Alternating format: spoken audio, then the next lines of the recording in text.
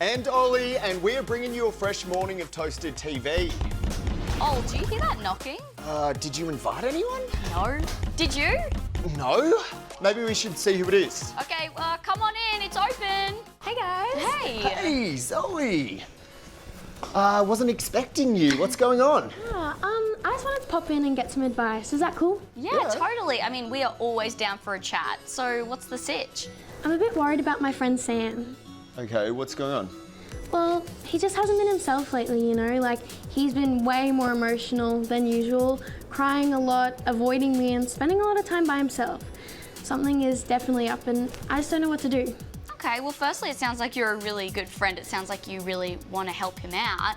I don't know if we're the best peeps to help you out with this, though, but I know someone who is.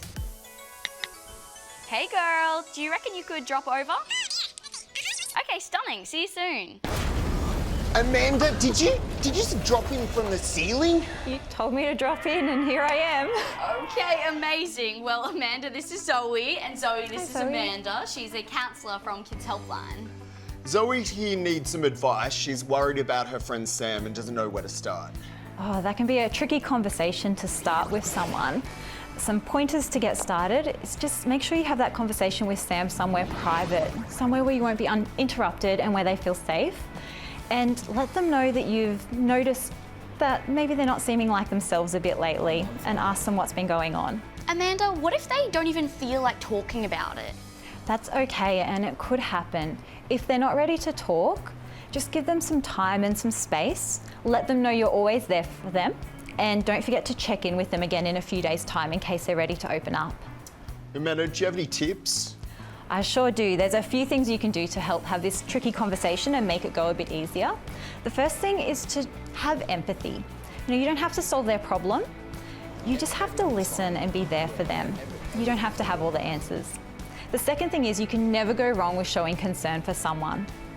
The third thing is if this problem is much bigger than what you expected, or it's not something you think you can solve or help with, it's definitely okay to get some support.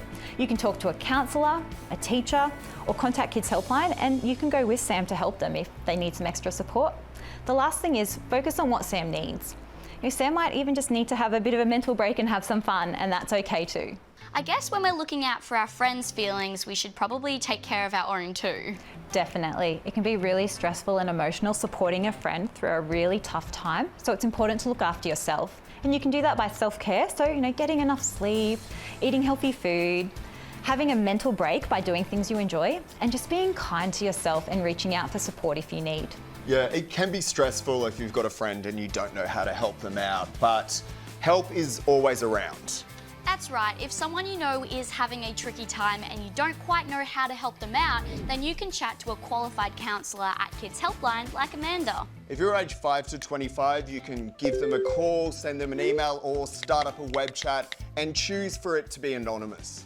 Was that helpful, Zoe? Definitely. Thank you so much. I'm going to go have that conversation with Sam now.